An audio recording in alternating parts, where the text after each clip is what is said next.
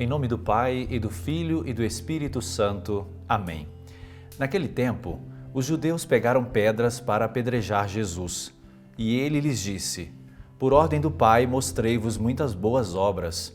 Por qual delas me quereis apedrejar?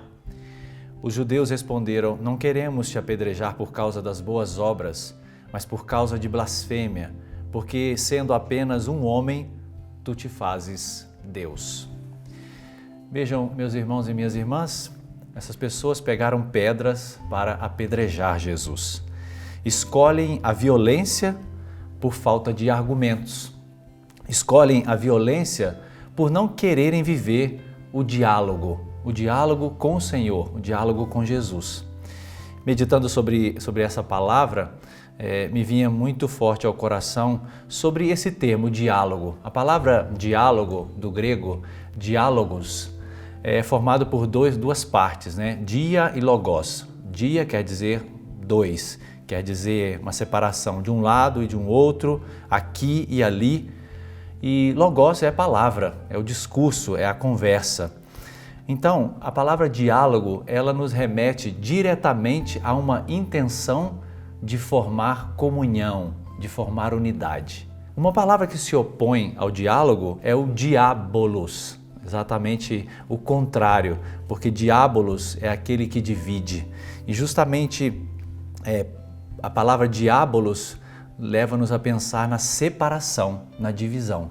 Então, o Evangelho de hoje nos dá esta realidade dura que Jesus enfrentou, dos seus interlocutores não escolherem o diálogo, não escolherem a comunhão. E por isso as pedras são apresentadas ali para serem jogadas em Jesus. E realmente as pedras estão associadas de um certo modo, né, à violência. Mas existem outras formas de violência por causa da falta de diálogo.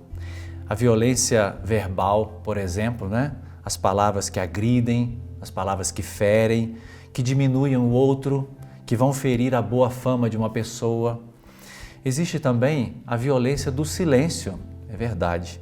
O silêncio, a indiferença, o fracasso do diálogo em família, as mágoas, os ressentimentos que são guardados, né? As 7 chaves por muitos anos.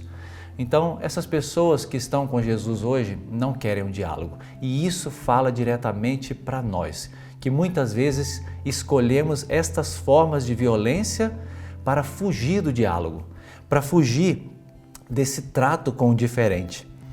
Nós não somos possuidores da verdade. Nós possuímos a verdade que é Cristo, mas nós não somos possuidores da verdade enquanto argumento, enquanto discussão, não é? Estar na verdade é estar disposto a dialogar. Viver na verdade que é Cristo é estar disposto a dialogar. Muitas vezes será um diálogo difícil, muitas vezes será um martírio do diálogo, porque quando o diálogo parece ser inútil, né, muitas vezes nós imediatamente abandonamos a conversa. Mas Jesus está ali com os seus interlocutores até o fim, para que eles possam abrir o coração e entrar na dinâmica do reino. A palavra de Deus hoje nos fala então diretamente desse elemento que é importantíssimo na nossa vida de comunidade, de igreja, mas também no nosso ambiente familiar, no nosso ambiente de trabalho, o diálogo, saber lidar com o diferente, saber escutar o outro, saber ouvir o outro antes de tecer um julgamento, antes de falar alguma coisa. Isso é muito importante. Não escolhamos nunca a violência, em nenhuma forma, seja ela física, seja ela verbal, seja ela do silêncio e da indiferença.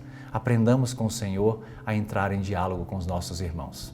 Sobre todos vós, desça a bênção do Deus Todo-Poderoso, Pai, Filho e Espírito Santo. Amém.